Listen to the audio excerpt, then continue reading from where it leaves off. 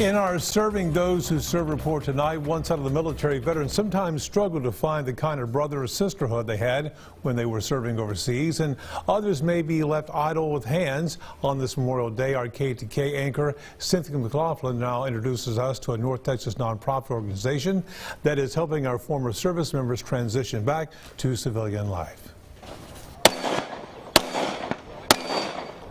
Their time serving our country has come to an end.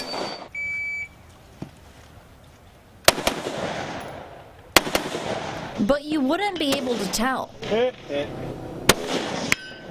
Veterans Extreme Adventures, or VXA's mission, is to help post-9/11 combat veterans rediscover their purpose. Through adventure and camaraderie, we eventually seek therapy. You ready? Oh, born ready. Do I look ready? I got a sombrero on. VXA founders say they form the group based on what veterans want. Generally don't like red carpet, they don't like spotlights, they don't like interviews. No, you're not going to get a grown man to sit around the table and talk about their feelings, no matter who they are, especially not veterans. How about my foot? Many veterans say readjusting to civilian life is harder than it seems. You know, when you go to combat, you jump right into mission tempo, and you're elevated, and you're constantly moving, constantly going. Something's expected of you every day. And then you come home, and all of a sudden you have idle hands. You know, they say idle hands do the devil's work. Now these veterans are ready to aim their life in a new direction. It's just a break and take a deep breath, you know, for a lot of guys. Veterans Extreme Adventures aren't all that extreme.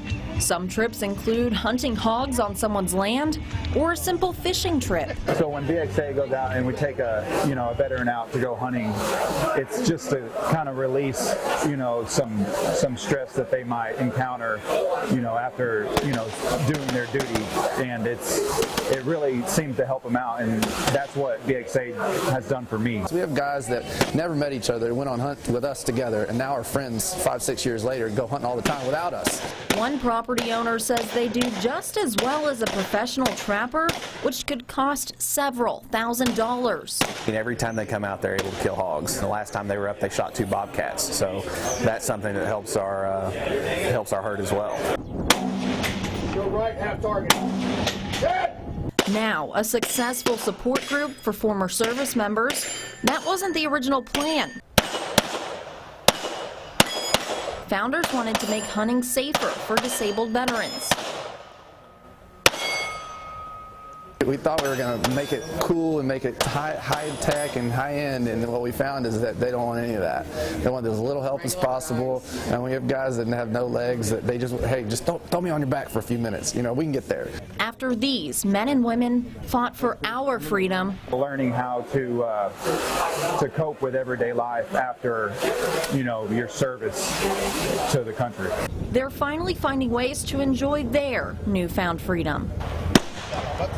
Reporting in Crescent, Cynthia McLaughlin, K2K News. And while VXA was based out of the Dallas-Fort Worth area, they're open to any veteran that's interested, including our neck of the woods. So if you'd like to join or are interested in volunteering your land for vets to come to hunt or fish on, find out how to do that on our website, easttexasmatters.com. Now,